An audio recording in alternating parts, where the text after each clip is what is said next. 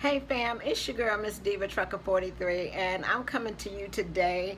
I am in St. Louis, Missouri, and I finally made it to my new location of where I will be working. And I am going to tell y'all everything about it just as soon as I get my truck. We finish orientation tomorrow, so I'm very excited about it. Everything has went well, and I am going to tell y'all everything. Is just as soon as I get in my truck and know what's going on, I'll be able to come back and update you on that. But the reason that I wanted to come to you today is we have much more serious matter that's going on out here in the streets. I understand the protests and the shootings, the killings of the two men that was killed in Louisiana and in Minnesota, and also the officers that was killed in Dallas, Texas. And I just want to say that our hearts go out to all the families of all the people that was killed during doing what happened.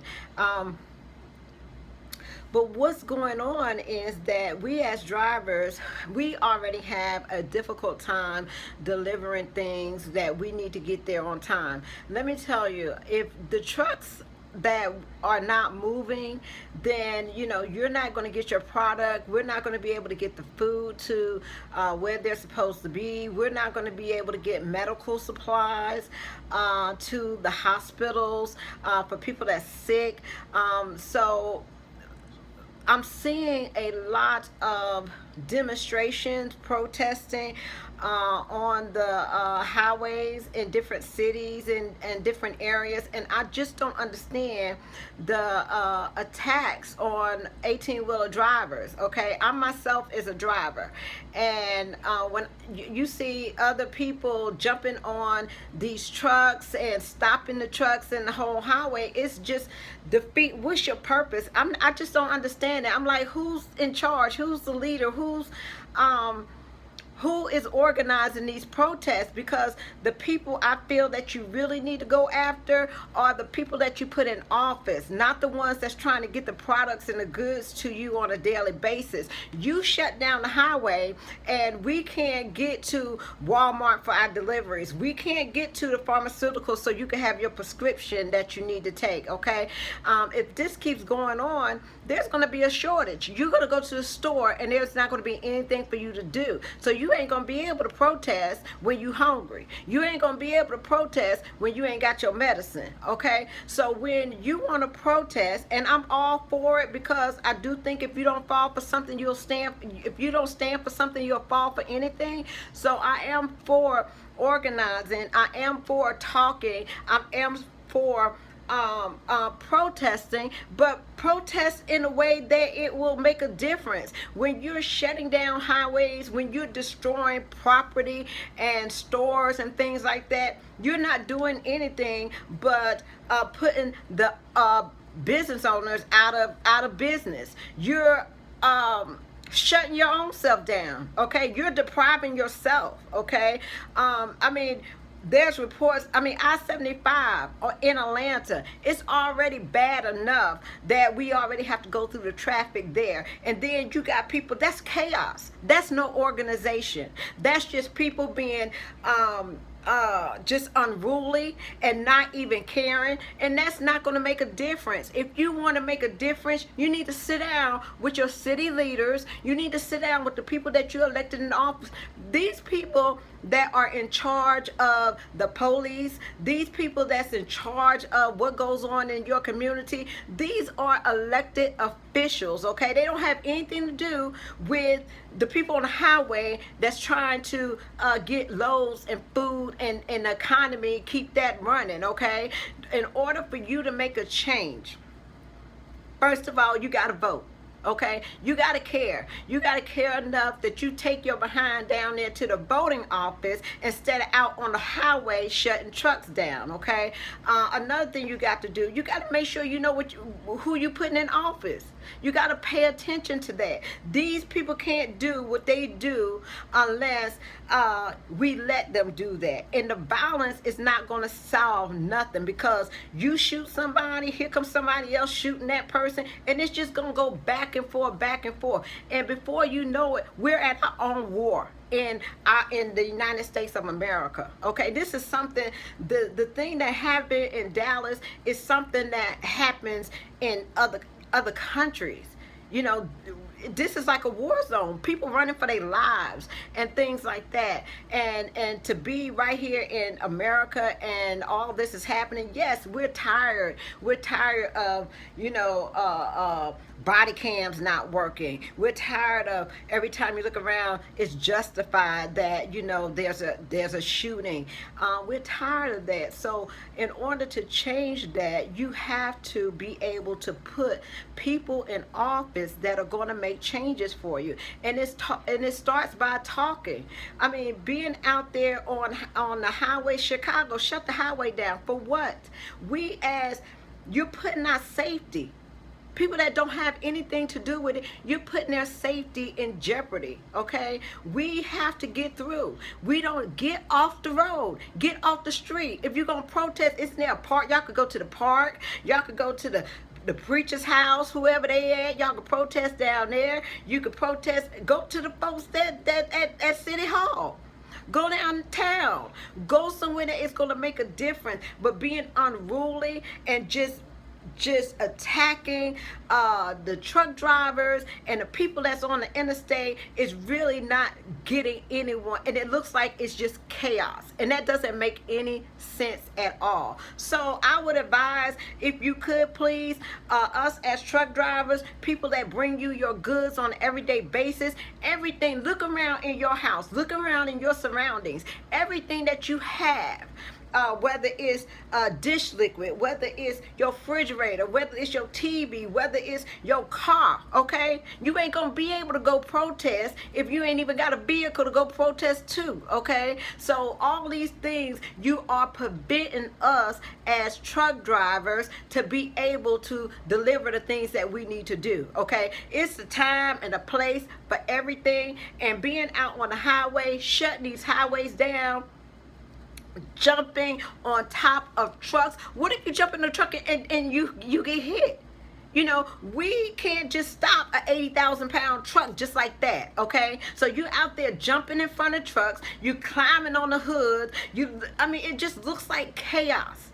And that's not going to do nothing, but nothing's going to get done that way. Nothing's going to get done that way. The only thing that you can do to make a difference is start in your community. Start small. Ask yourself, what can you do? Write letters. Ask yourself, do I go vote? Do I participate in the meetings that they're having in my community? Am I trying to get on the board of this, starting in the schools? Am I doing all this? Am I doing everything that I can do before I go running out into the street, jumping on trucks? It just doesn't make any sense. So if you could, we as truck drivers, okay, the people that bring you your home goods, the people that bring everything that you have in your house to you so you can feed yourself, so y'all stop the trucks. And let me tell you something, you're going to look for Sunday dinner next week and you ain't going to have it, okay? Because you could have thought about that when you're out there trying to jump on top of an 18-wheeler. That is just ridiculous, okay? So if you're organizing the protest, if you're organizing marching and things like that, march to your Congress people house. March to the people that are letting the people do these things to you, okay? Sit there, okay? Block up there, okay? Because they're the ones that's making the laws. They're the ones that's letting these things go. Okay, the people that are in the highway that's trying to move deliveries are not doing that. Okay, so it doesn't make any sense. And when you get to a point that you just don't care about how it affects others that have to do their jobs, then that's going to be a place where, you know, everybody's going to suffer. Okay, it's not going to be just the victims of the police shootings. It's not going to be the police officers. It's going to be everybody. It's going to affect everybody. So you have to learn how to start communicating. Start small in your community. Start with talking to the elected officials that you have in your office, in your area. Okay, and go from there. Write letters. There's a whole lot of things. And first of all, you got to vote. You got to register to vote. You know, but that's the biggest difference that you can make.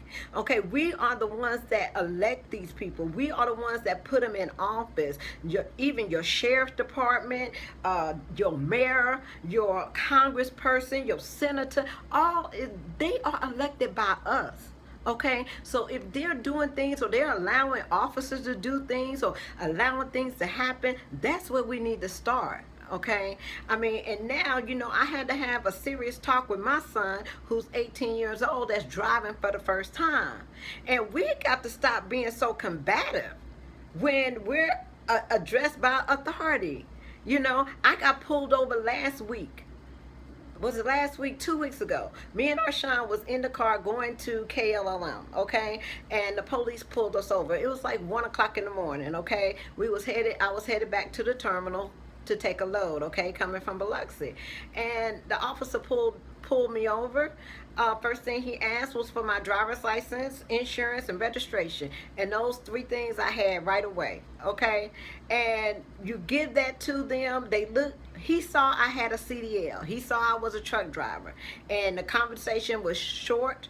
It was, who do you work for? I said, KLLM. He said, you're a truck driver? I said, yes, sir. I am a truck driver.